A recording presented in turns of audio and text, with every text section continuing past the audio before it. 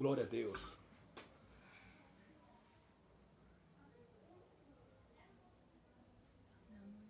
Aleluia. Glória a Deus, aleluia. Então, meus queridos amados irmãos, a circuncisão e a lei do sábado, a lei sabática, também foi dada antes da lei, né? Deus deu a lei moral para o povo de Israel através de Moisés, no Êxodo capítulo 20, né? Os 10 mandamentos. Só que o dízimo também, os pastores da igreja brasileira dizem que o dízimo foi dado antes da lei, e eles tomam como base para cobrar dízimo a passagem de que Abrão pegou o dízimo dos despojos da guerra e deu para Melquisedeque. Só que observe o seguinte, como eu disse para vocês, Abrão pegou o dízimo dos despojos da guerra e deu para Melquisedeque, e não o seu salário.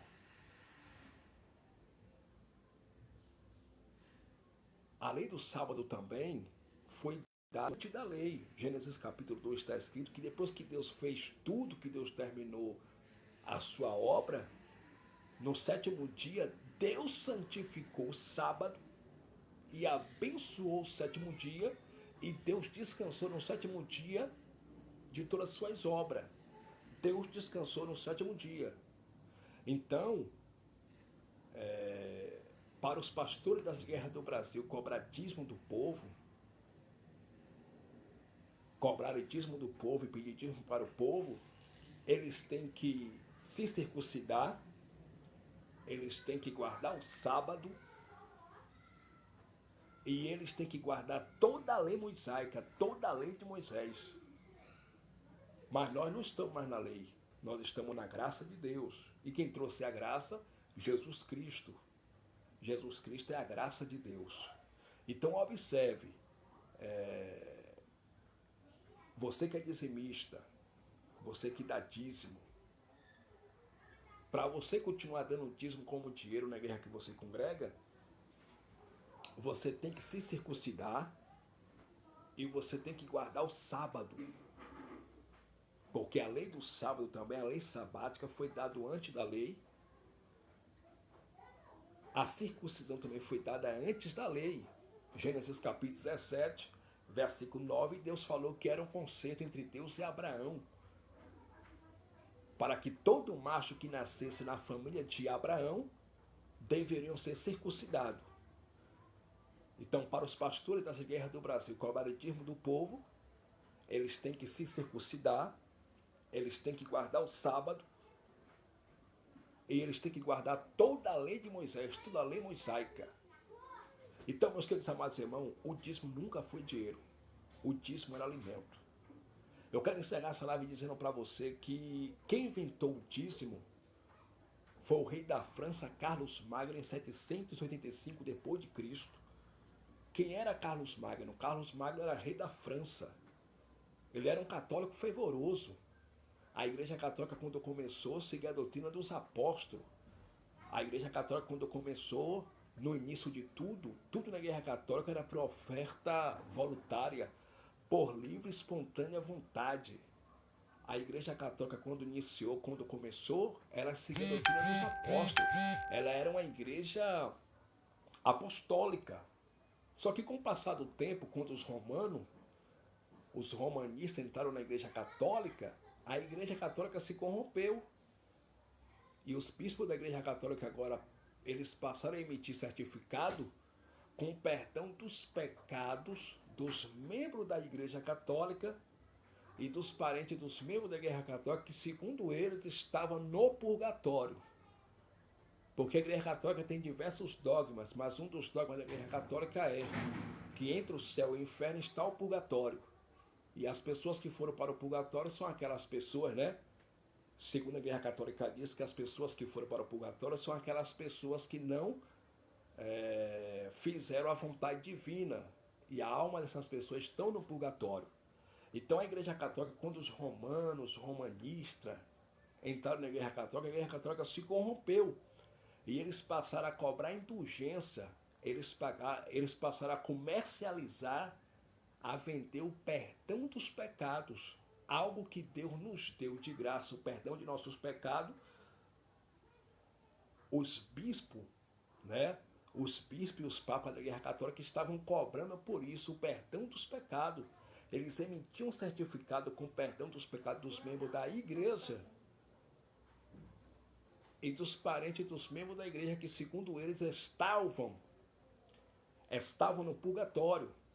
E aí o que aconteceu? A Igreja Católica se perdeu, passou a orar em mais de escultura, a Igreja Católica passou a usar amuleto no culto, a Igreja Católica passou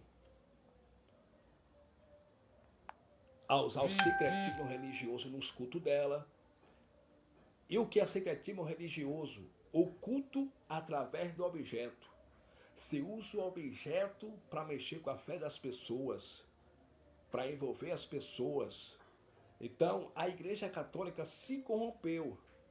E quando a Igreja Católica se corrompeu, eles passaram a cobrar indulgências.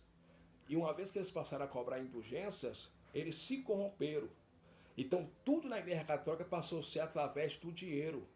Algo que era por amor, que era por livre e espontânea vontade, por gratidão de coração, passou a ser cobrado através do dinheiro. Para trocar um padre de uma paróquia para outra através de dinheiro, para batizar pessoas nas águas era através de dinheiro. Até os cargos eclesiásticos na Igreja Católica, só quem ocupava eram as pessoas que pagavam dinheiro por isso.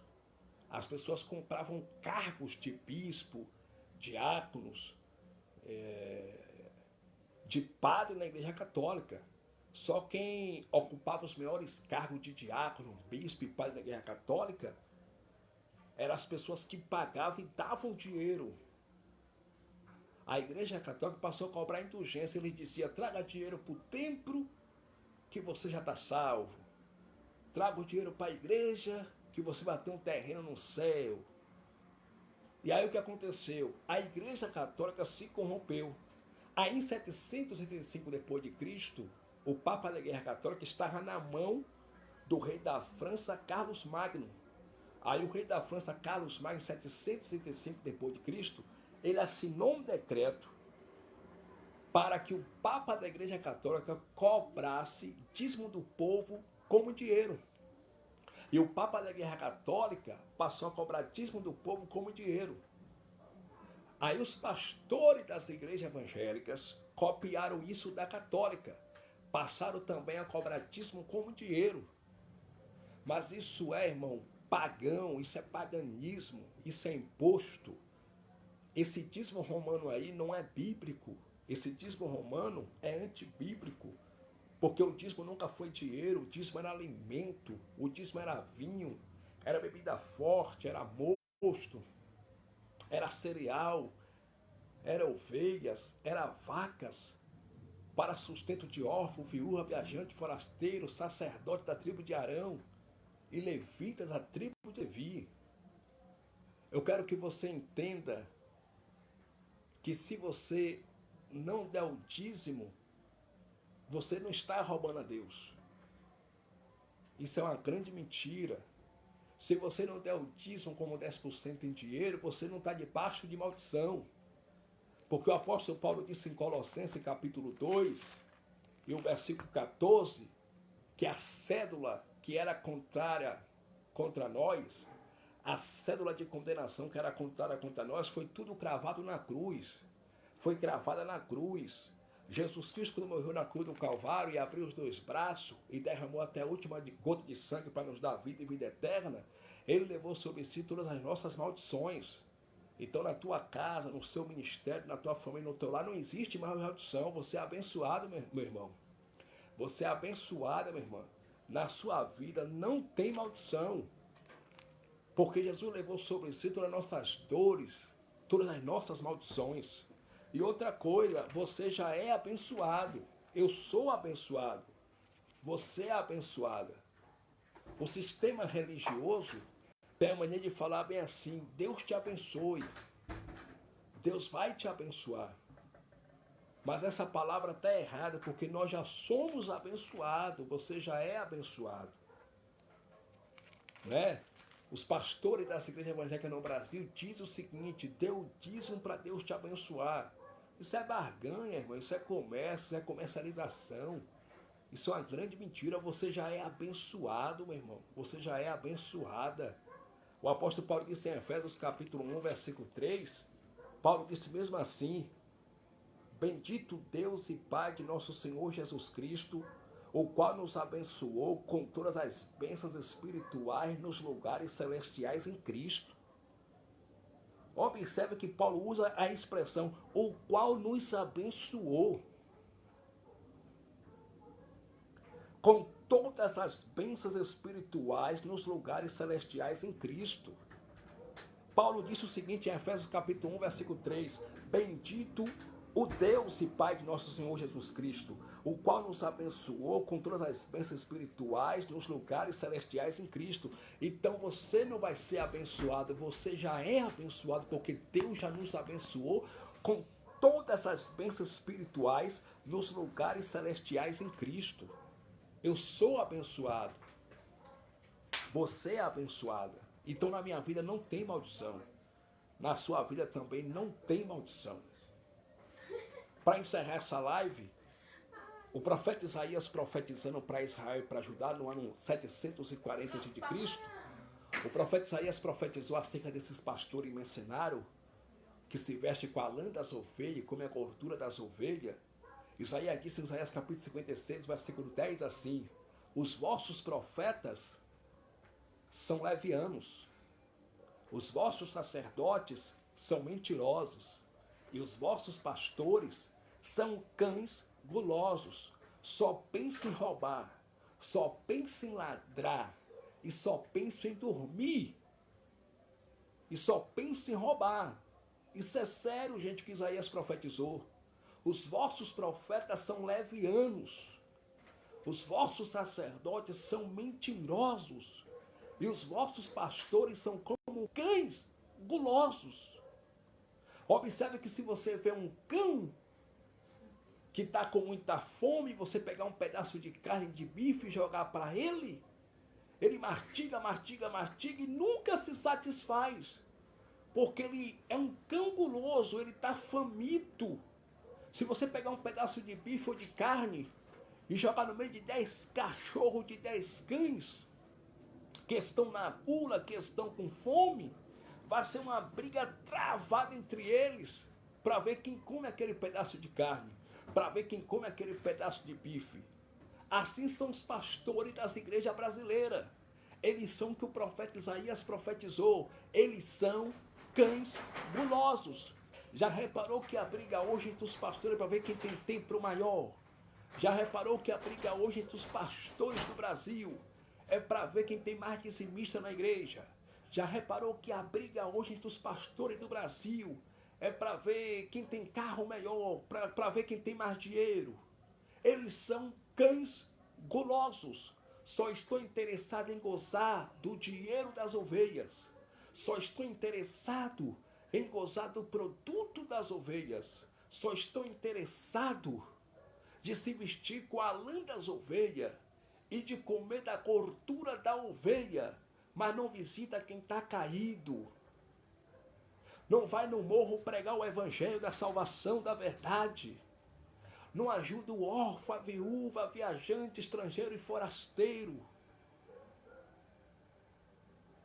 Não prega nas ruas, nas praças. Só se preocupa em estar dentro dos templos. E se preocupa cada dia com obra arquitetônica de levantar templos grandes. Porque quanto maior o tempo para os pastores mencionarem, melhor para se juntar muitas pessoas, para ir muita gente, para ele arrancar o dinheiro do povo. Eles só pensam nisso, eles são cães gulosos. Já reparou que a briga hoje entre os pastores é só por dizimista, é só por dízimo, é por status, é por fama? Eles são o que o profeta Isaías profetizou. Os vossos pastores são cães gulosos. Só estão interessados em gozar do emprego da ovelha. Hoje em dia, quanto maior for o dízimo da ovelha, maior o cargo que a ovelha tem dentro das igrejas evangélicas no Brasil. Se a ovelha der 5.000 de dízimo por mês, ele não é nem membro nem diácono, ele já é pastor.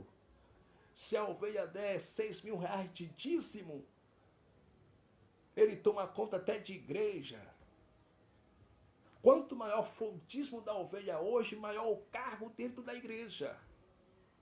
Então, igual a igreja católica. Só que ocupava cargos. E só quem tinha cargo dentro da igreja católica, quem tinha dinheiro e quem pagava por isso. Dentro das igrejas evangélicas do Brasil está a mesma coisa. Se o cara larga a mão de ser ladrão, pede perdão a Deus pelo pecado de vocês,